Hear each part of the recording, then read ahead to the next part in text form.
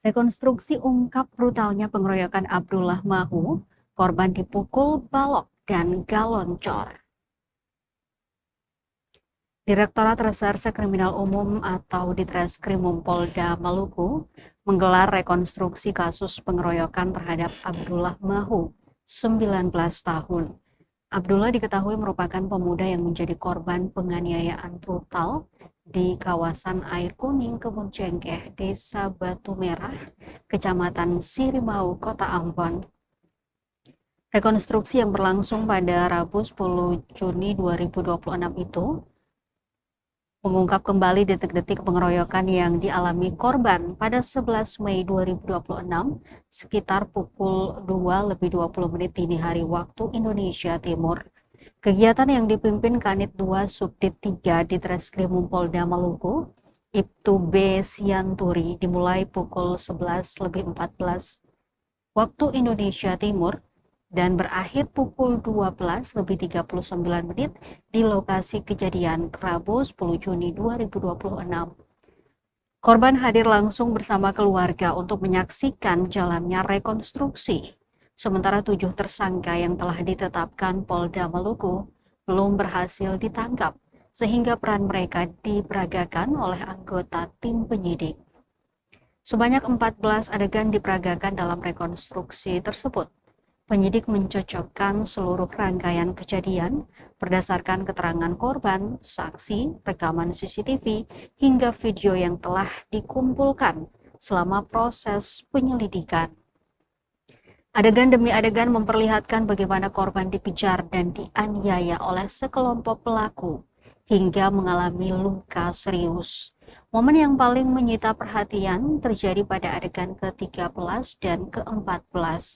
Pada adegan ke-13, penyidik memperagakan aksi pemukulan terhadap korban menggunakan botol galon yang telah dicor semen. Sementara pada adegan ke-14, korban diperagakan menerima pukulan menggunakan balok kayu yang diarahkan ke bagian kepala. Kedua adegan tersebut menggambarkan dugaan kekerasan berat yang dialami korban saat pengeroyokan berlangsung. Berdasarkan hasil penyelidikan, peristiwa bermula saat Abdullah Mahu alias Afila yang bekerja di salah satu usaha ayam geprek di kawasan Kebun Cengkeh diminta rekannya mengambil nasi di rumah pemilik usaha.